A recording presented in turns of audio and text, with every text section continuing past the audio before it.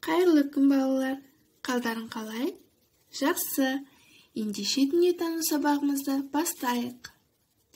Мейірімді жүрекпен, ақ пейілді тілекпен, амандасып алайық, бір жадырап алайық. Мен сендерге жұмбақ жасырайын, шешіп көріңдерші. Білімнің мол сиясы, балғындардың ұясы.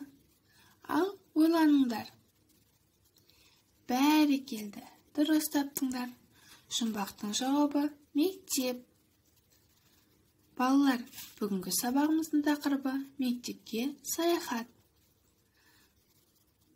Бүгінгі сабақта сен мектепте қандай бөлмелер болатынын біле аласың. Оларды өзің таба аласың. Және біздің сабағымызға тірек болатын сөздер: кітапхана, асхана, дәрігер бөлмесі. Енді мына мектептің сызбасына қараңдаршы. Бұл жерде сынып бөлмесі, кітапхана, дене шынықтыру бөлмесі, дәрігер бөлмесі, асхана және гигиеналық бөлме көрсетілген. Бүгін біз осы мектепке ойша саяхат жасаймыз. Ең алдымен 3-ші қабаттағы бөлмеге назар аударайық. Бұл сынып бөлмесі. Бұл жерде күнделікті сабақ өтеді. Келесі баспалдақ арқылы 2-ші қабатқа өтеміз. Оң жақ бөлігінде кітапхана орналасқан. Бұл жерде сендер өздеріңе керекті кітаптарды, оның ішінде ертегілерді ала аласыңдар. Балалар, өткен сабақта сендер кітапханадағы ережелермен танысқан болатынсыңдар. Ал енді мына суретке қарап, қай балалардың әрекетінің дұрыс еместігін анықтап көріңдерші. Кітапханада дауыстап сөйлеген дұрыс деп ойлайсыңдар ма? Әрине жоқ. Бұл жерде сыбырлап қана сөйлесу керек. Ал оқырмандар отырған үстелдің үстіне сөмкелерді қойған дұрыс па? Жоқ. Ол сөмкелер арнайы орындарда тұруы керек. Балалар, кітаптардан орындық жасап, үстінде отырған қалай болады екен? Әрине бұл қателік. Ал кітапханаға түрлі тағамдар әкелген дұрыс па? Әрине дұрыс емес. Біз кітапхананың бұлғануына жол бермеуіміз керек. Балалар, сендер кітапханаға барғанда бұл қателіктерді жібермеңдер. Енді 2-ші қабаттың сол жақ бөлмесінде орналасқан дене шынықтыру бөлмесіне келейік. Бұл жерде түрлі жаттығулар жасап, ойын ойнап, денені сергітеді. Олай болса, біз де денемізді сергітейік.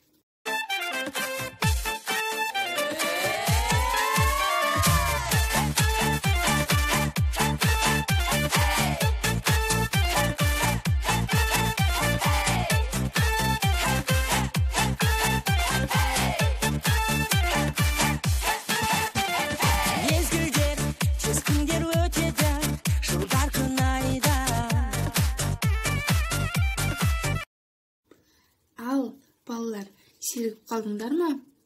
Олай болса саяхатымызды жалғастырайық. Енді төменгі жаққа баспалдақ арқылы түсейік. 1-ші қабаттың сол жағында дәрігер бөлмесі орналасқан. Балалар, егер далада немесе сыныпта абайсызда жарақаттанып қалсаңдар, онда дәрігер бөлмесіне келіңдер. Ол міндетті түрде көмектеседі. Жарақатты тазалап, таңып береді. Сонымен қатар, ол оқушылардың дені сау болғанын қадағалайды. Ыстығы көтерілген жағдайда, басы айналса және тағы басқа жағдайларда көмектеседі. Енді біз 1-ші қабаттың ортасында орналасқан асханаға келдік. Балалар, сендер асханада бірнеше рет болдыңдар. Ол жерде оқушыларға керекті құнарлы тағамдар, сусындар болады. Ал сендер ойын ойнауға қалай қарайсыңдар? Онда келесі берілген суреттермен дұрыс ойын ойнайық. Ал қанекей бастайық. Мына суретте қай баланың іс-әрекеті дұрыс? Әрине, дұрыс таптыңдар. Тамақ ішер алдында қолымызды сабынмен дұрыстап жуымыз керек. Ал мына суретте қай бала дұрыс тамақтанып отыр? Иә, дұрыс. Асханада тамақты шашпай, сөйлемей, ұқыпты ішу керек. Мына суретте дұрысын белгілеңдер. Иә, балалар, асханаға оқу құралдарын әкелуге болмайды. Себебі олар бұлғанып қалуы мүмкін. Өте жақсы. Ал енді асханадан шығайық. Бірақ, балалар, естерінде болсын. Әрқашан тамақтанып болған соң аспазға рахмет айтуды ұмытпаңдар. Ол әдептілік белгісі. Енді асханадан шыға сала бірінші қабаттың оң жақ бөлігінде орналасқан гигиеналық бөлмеге барайық. Ол жерде сендер жеке бас тазалығын сақтау үшін, бактериялардан арылу үшін жиі қолдарыңды жуып тұрасыңдар. Қазіргі кезде гигиенаның маңызы өте зор. Міне балалар, сендер мектептің маңызды бөлмелерімен танысып шықтыңдар. Бұл бөлмелерге барар жолды естеріңе сақтағандарың жөн.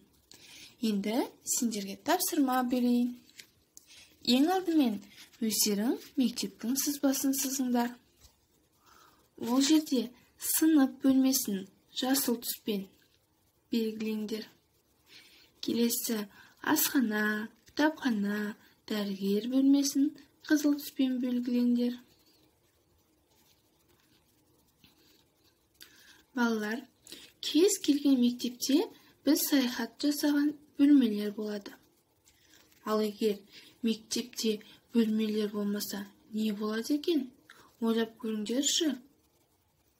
Иә, бұл шындыққа жанаспайтындай көрінеді. Бірақ әлемде түрлі мектеп бар. Соның бірі Даниядағы ашық кеңістіктегі мектеп.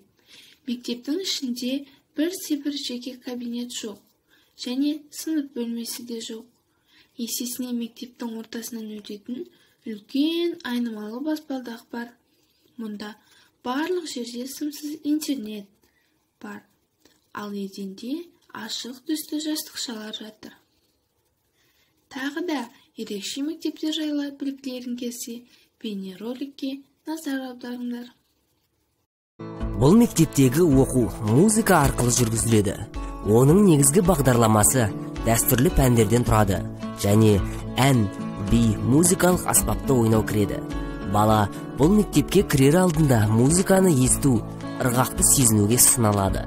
Мектепте әртүрлі әлеуметтік деңгейдегі балалар оқиды. Ал егер кез келген оқушыға ата-анасы музыкалық аспапты сатып ала алмаса, мектеп оны балаға уақытша пайдалану үшін береді. Қытайдың Гуйчжоу провинциясында Дунчжун атты ерекше бастауыш мектеп бар. Гуйчжоу мемлекеттік қолдауынан тыс қалған ең кедей провинциялардың бірі. Дунчжун бастауыш мектебін өткен ғасырдың 80-ші жылдары Мейуа ауылының тұрғындары құрған. Бүгінде ол жерде 8 мұғалім жұмыс істейді және шамамен 200 баладай білім алады. Кейбір оқушылар мектепке бару үшін күн сайын 2-3 сағат жоғалтады. Дегенмен, Мейуа тұрғындары билік 1987 жылы жасағандай мектепті жауып тастайды деп қорқады. Мемлекеттік лауазымдылар бұл жағдайға әсер етуге тырысып жатқанын айтады. Себебі Қытай қазіргі заманғы мемлекет, жер асты қоғамы емес екен. Жылына 2 рет Бангладеш су тасқынынан зардап шегеді. Соның салдарынан осы шағын бірақ тығыз елді мекендердің ондаған миллион тұрғыны таза ауыз суға қол жеткізуден айырылады. Олар электр қуатымен және көптеген негізгі қажеттіліктерінен ажырайды. Сол кезде балалардың мектепке баруы өте қиынға соғады. Су тасқынынан туындаған кейбір қиындықтарды шешу үшін коммерциялық емес ұйым тамаша идеяны ұсынды. 2002 жылы Бангладеш республикасында алғашқы жүзгіш үйлер, медициналық мекемелер және жалпы білім беру мектептері пайда болды. 2015 жылы Елінде 100-ден астам электр қуатын өндіретін күн панелімен жабдықталған мектеп бар. Мектептерде интернетке қосылған компьютерлер және кішігірім оқу кітапханалары бар. Гулу Ханьян таулы ауданында Қытайдың Сычуан провинциясында орналасқан кішкентай ауыл. Оған бару үшін Луоманың орманды тау жолынан өтіп, көптеген зигзаг бұрылыстарын және жартастар арасында тар өтпелерді еңсеру керек. Сондай-ақ биікте орналасқан қозғалып тұрған 7 аспалы ағаш көпірден өту қажет. Үйден мектепке дейін оқушылар 5 сағатын жоғалтады және аптасына 2 рет осы жол арқылы жүреді. Себебі олар мектепте өмір сүреді. Тек демалыс күндері үйге қайтады. Бұл ауылдағы бастауыш мектеп өткен ғасырдың 80-ші жылдарының соңында құрылды. Онда электр қуаты, ішетін су жоқ еді. Уақыт өте келе, Гули тұрғындары ғимаратты жөндеп, тіпті жақын маңнан баскетбол алаңын салған.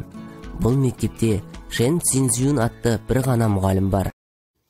Сонымен балалар, сендер мектепте қандай бөлмелердің болатынын және олардың неге арналғанын білдіңдер. Олардың орналасқан жерін тауып үйреніңдер. Балалар, сабақ аяқталды. Егер сендер сабақты жақсы меңгерсеңдер, көк кітапты, жақсы түсінсеңдер, сары кітапты, ал сұрақтарың болса, қызыл кітапты таңдаңдар. Бәрекелді. Балалар, сабақ ұнады деген ойдамын. Сау болыңдар.